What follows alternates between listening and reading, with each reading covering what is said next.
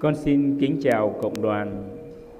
Kính thưa cộng đoàn, trong tâm tình của những người con yêu mến mẹ Maria cách đặc biệt, cộng đoàn chúng ta quy tụ về đây để cùng với mẹ chúng ta dâng lời ca khen Thiên Chúa là đấng đã làm biết bao kỳ công trên cuộc đời của mẹ.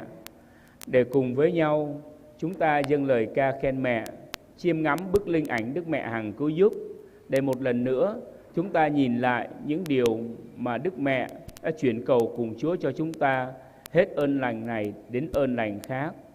Qua đó chúng ta dâng lên mẹ gia đình của chúng ta, thêm tâm hồn và thân xác của chúng ta, cậy nhờ mẹ chuyển cầu cùng Chúa, nâng đỡ chúng ta trên hành trình theo Chúa, ngõ hầu biết học theo mẫu gương của mẹ, trung thành theo Chúa đến cùng, cho dẫu cuộc đời còn nhiều khó khăn thử thách.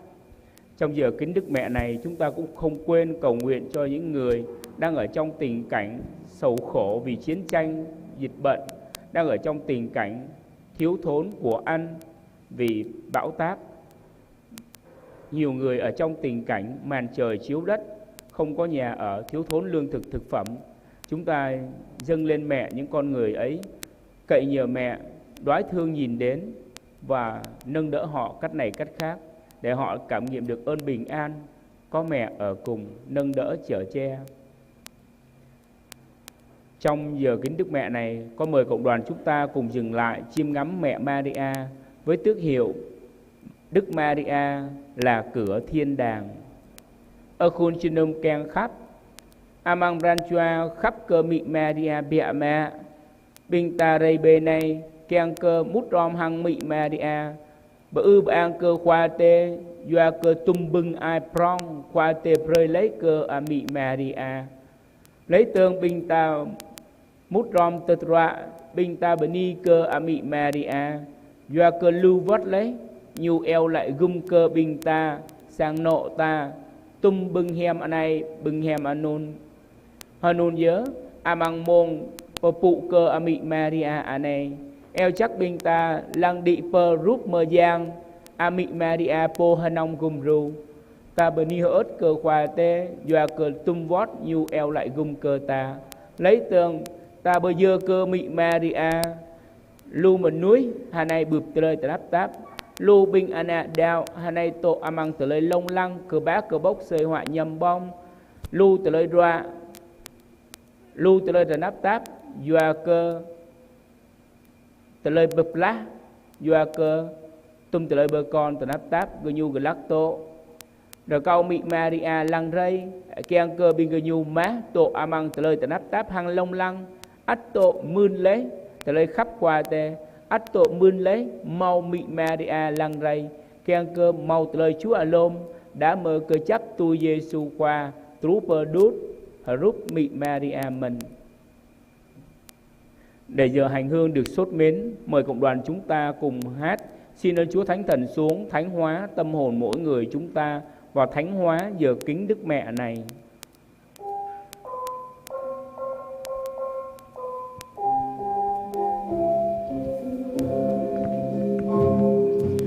Rơi rơi rơi ở Chúa ở tề, rơi rơi rơi ở Chúa Kitô, rơi bập lì prao rong lon tơ na, rơi bập lì prao ran Chúa bình mời, rơi bờ tọp rơi bơi thao can ama te, thao po bậc lai thao Giêsu Kitô qua mời. Lạy thân khí của Đức Chúa Trời, lạy thân khí của chính ngôi lời, xin Ngài hãy đến cánh tân trần gian, xin Ngài hãy đến cánh tân lòng con. Lạy Chúa, Chúa đã thương đặt con Chúa làm cửa cứu độ và sự sống.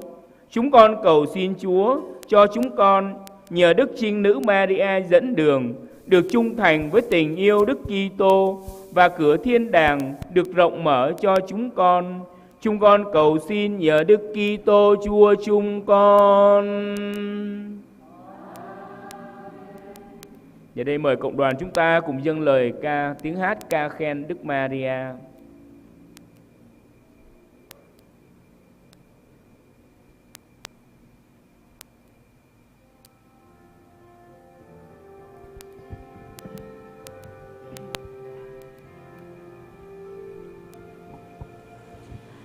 Maria Raja Ya Biate Paromya Piprancha Ta Adopani Ave, Ave, Ave Maria, Ave, Ave, Ave Maria. Mẹ ơi xin kính chào mẹ, đóa mây khôi diễm lệ. Mẹ ơi xin hát mừng mẹ đố ca muôn thế hệ. Ave, Ave, Ave Maria, Ave, Ave, Ave Maria.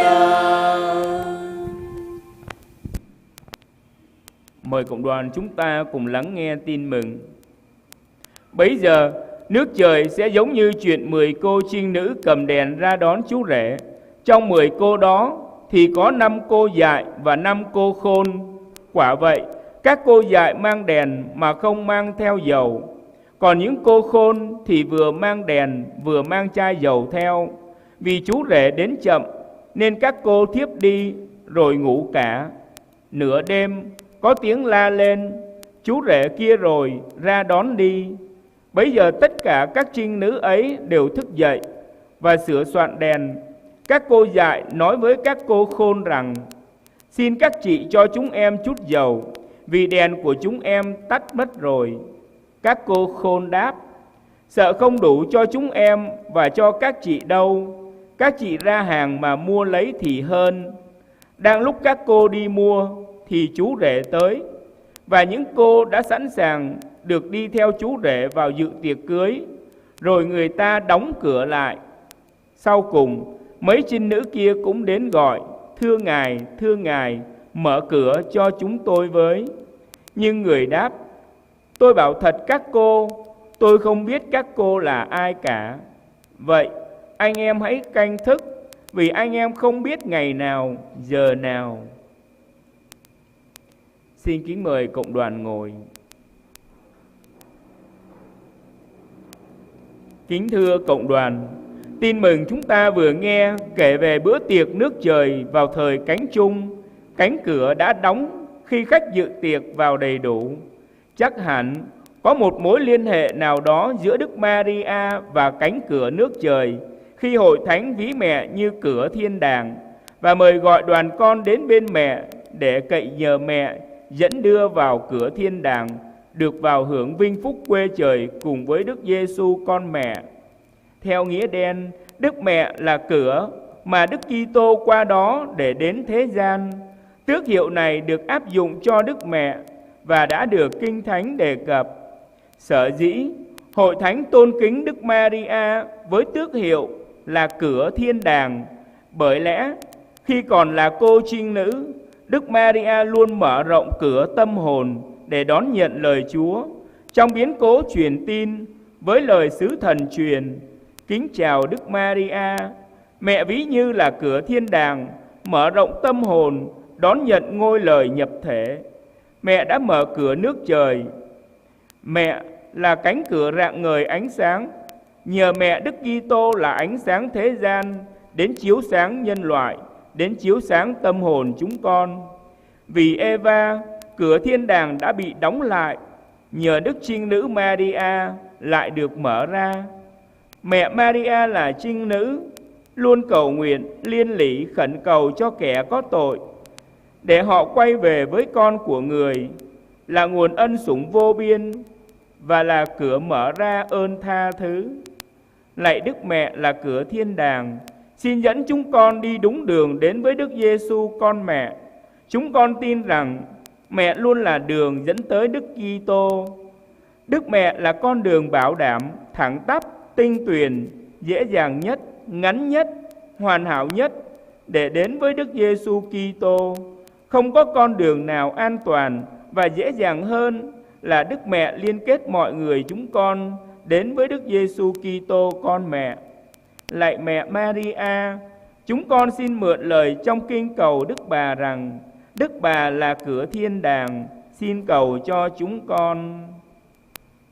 Khôn chân keng khắp, khôn chân mơ giang pơ phụ cơ ami Maria hăng anan bá măng blơi hem.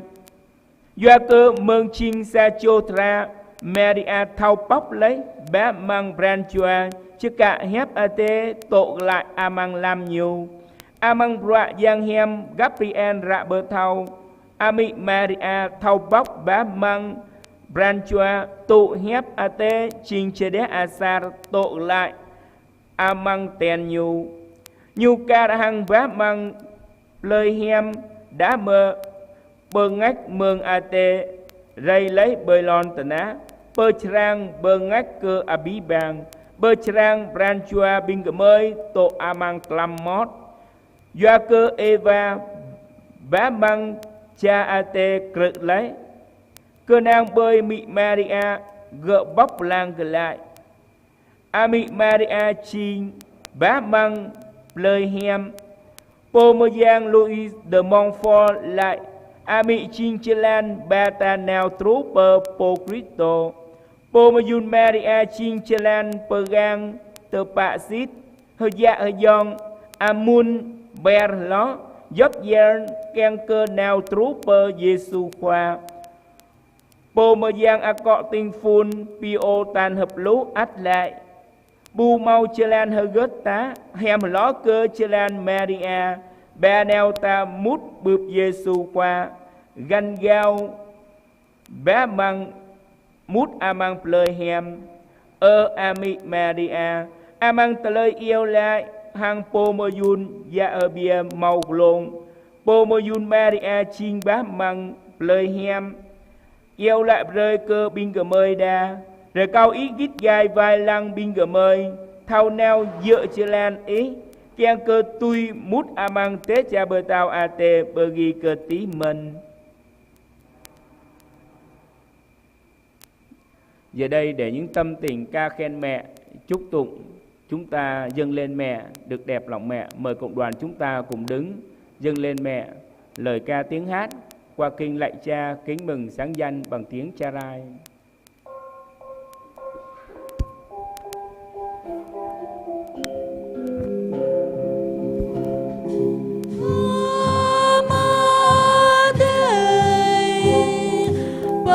Mơ giang rơi a nan y po bờ trúc rơi ra núc y kịt gai bờ giòn rơi tờ lời y keng bơi lon thơ na tuổi ga cơm lông a nô bong hoa rim rơi rơi tru ra a này bắc dài rơi tờ lời gió mây tôi hăng mời bạc mời mất cơ bình vô gió hằng mời a năm lùi mời rơ bù a măng tờ lời lùng sông bờ lại mời mừng giang sáng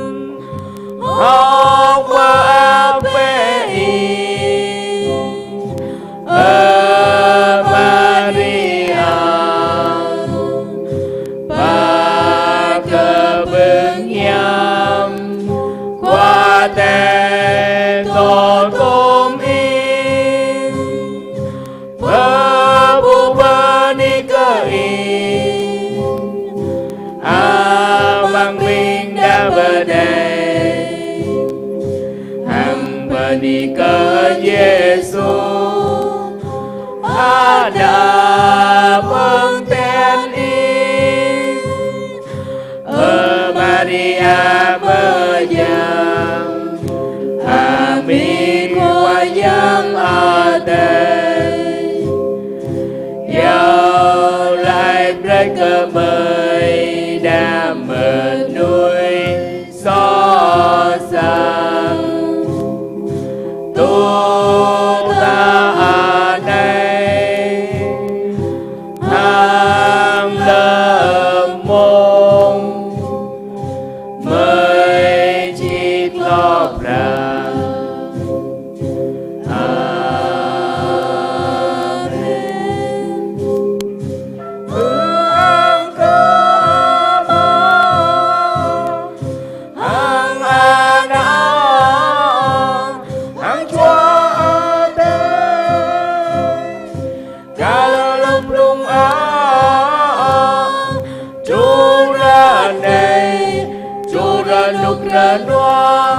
Long la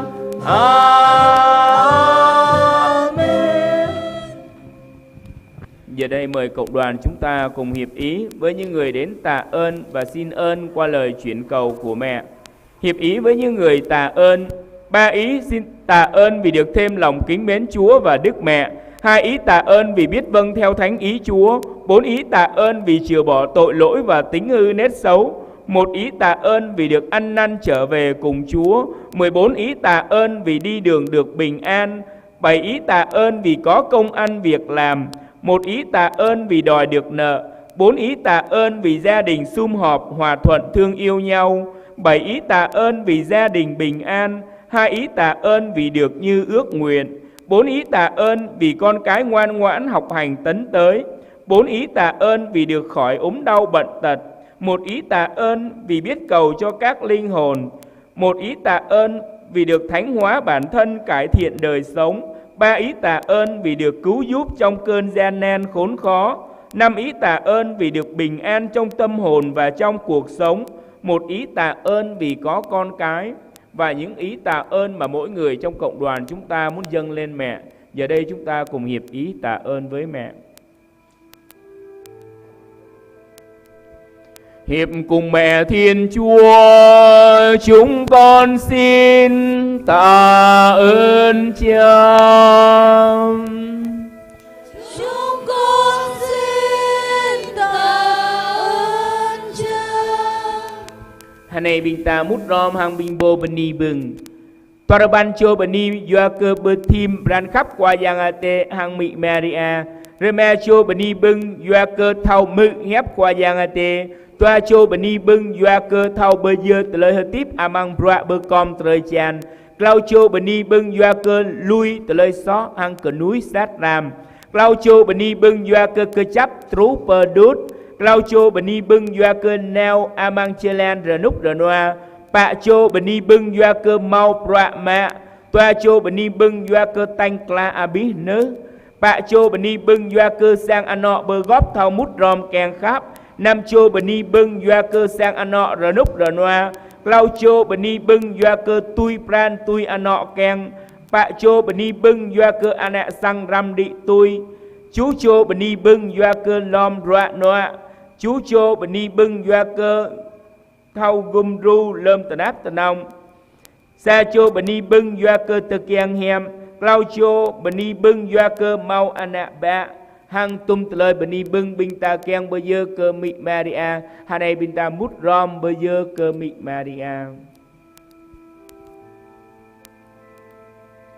Hiệp cùng mẹ Thiên Chúa, chúng con xin tạ ơn Cha. Chúng con xin tạ ơn Cha.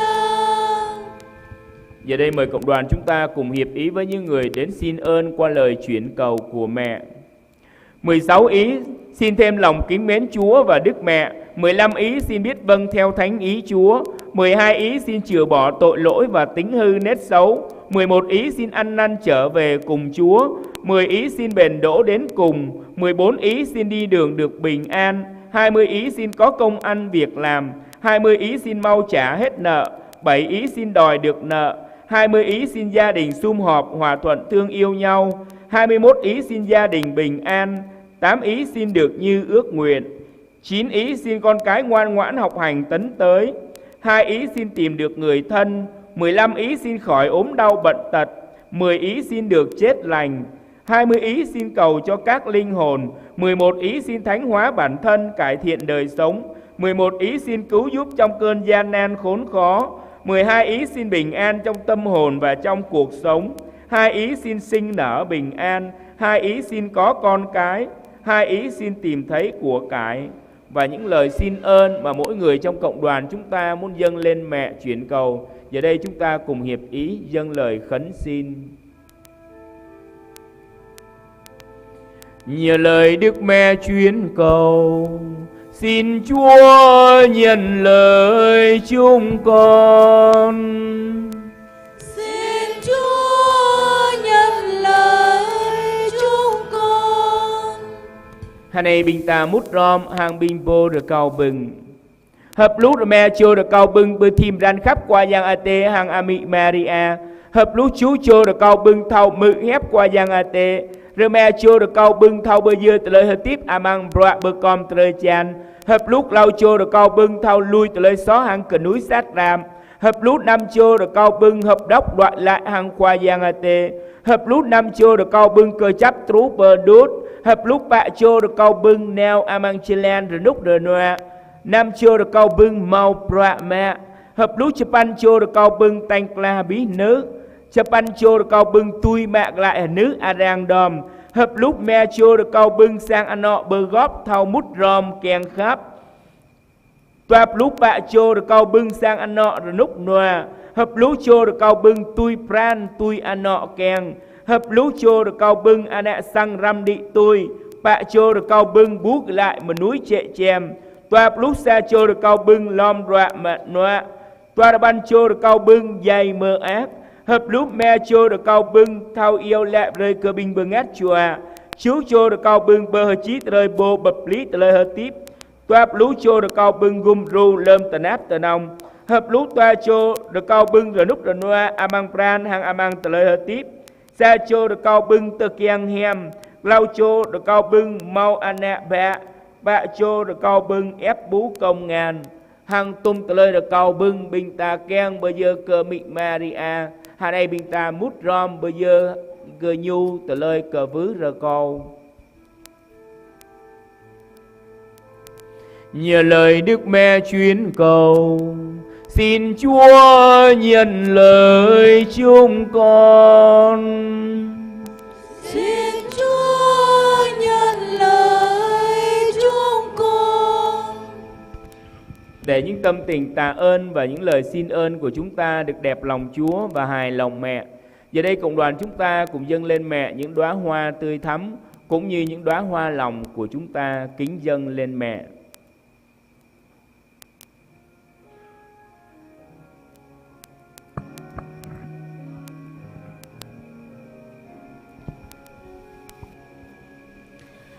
Từ kiếp bơi ami hợp ya bây giờ trời chan tom pran cho kiang kham abi câu po tơ tu rơ ngoan kiang cờ tim rơ nu rơ no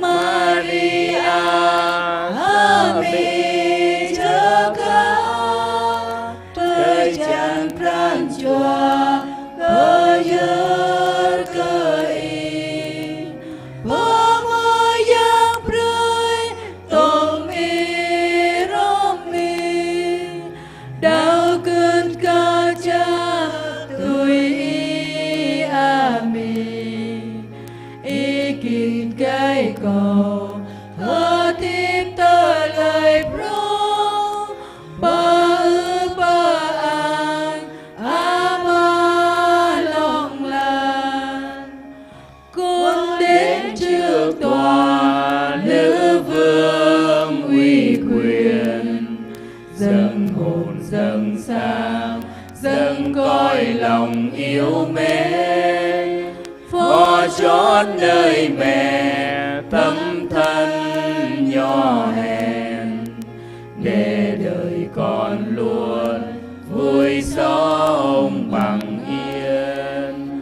Hỡi Maria, xin mẹ nhận lấy tâm thân xác hồn con đến hiến dâng, quyết chí thánh hóa nhờ mẹ với mẹ, vững chí sẵn đa niềm tin trong mẹ. Nước mẹ sáng ngời, con sống cuộc đời mới, xây đắp vinh quang nước Cha muôn đời. Cơ viếng ami riêng vót hình, với chờ làm con lưu ta lời so sánh.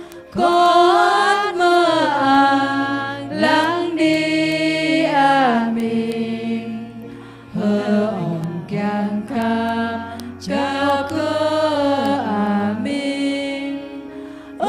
Maria ơi cho ca trời tràn ran chùa hơ nhớ cơ y mơ yang prun romi đâu cứ cơ chăm tuổi ý kịt cây cổ hơ tim tơ lời pro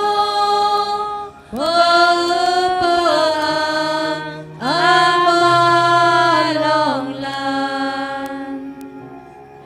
Con khấn xin mẹ mỗi khi đau buồn, trên đường đời con biết bao là tội lỗi, con biết tươi cười mắt trong lên mẹ, tâm lòng tha thiết trong mối tình thương.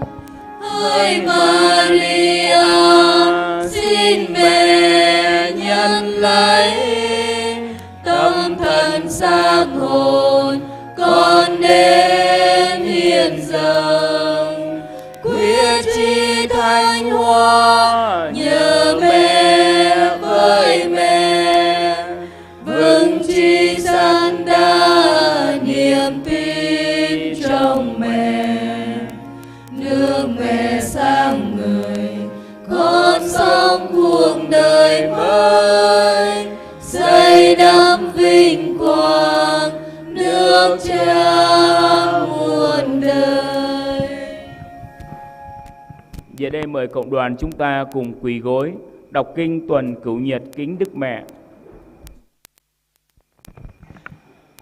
Ami hanong kum jru lam ko pamin ke telai so sa thang telai tanap ko lai teng pamin ke prancha chama hang ke tru prong prin i hanun ko hui jojir so sat kar ko anai sama kin ke vư ko i pap hanun giờ telai hatai de sama lembu rup bo mata yam klai con mơ i pato ko tui anai ana kenang hơ in pe ko bu dơ ami tho pap o ha ko bu xem pra yam dah mơ papu ko kenong xem cơ tale tanap tap dah mơ kum jru anan ami anong kum jru bu dơ bu parada tui anai ha ko kum jru bingki amang jap tale tanap hanun ami Maria po mayang anai ko re ka vư ko prancha